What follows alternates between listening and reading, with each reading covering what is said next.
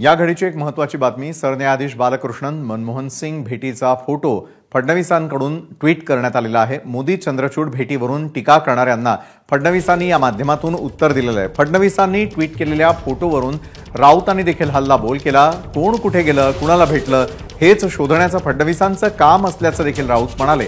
सरन्यायाधीश पंतप्रधानांना खासगीमध्ये भेटतात ही लोकशाहीसाठी धोक्याची घंटा असल्याचं देखील राऊतांचं म्हणणं आहे.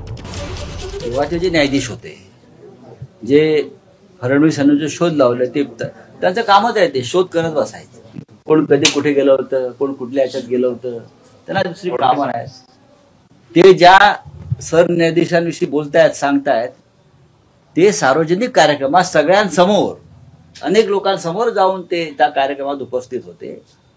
हे त्यांना माहीत नसेल तर त्या कार्यक्रमाचं व्हिडिओ चित्रण त्यांना मी पाठवते, त्यांना पाहू द्या बसून. मुळात देशाच्या सरन्यायाधीशांनी अशा प्रकारे खाजगी स्वरूपाच्या भेटी राजकारण्यांबरोबर करणं हे सर्वस्वी चुकीचं आहे. चंद्रचूडना आज किंवा काल तुमचे प्रधानमंत्री भेटतात, हे देशाच्या संविधानासाठी, लोकशाहीसाठी अत्यंत धोक्याची घंटा वाजवणारा हा प्रसंग आहे. जे लवकरच निवृत्त होत आहेत आणि लवकरच ते एखाद्या मोठ्या पदावर जाऊ शकतात. लोक गेले. एबीपी माझा, उघडा डोळे बघा नीट.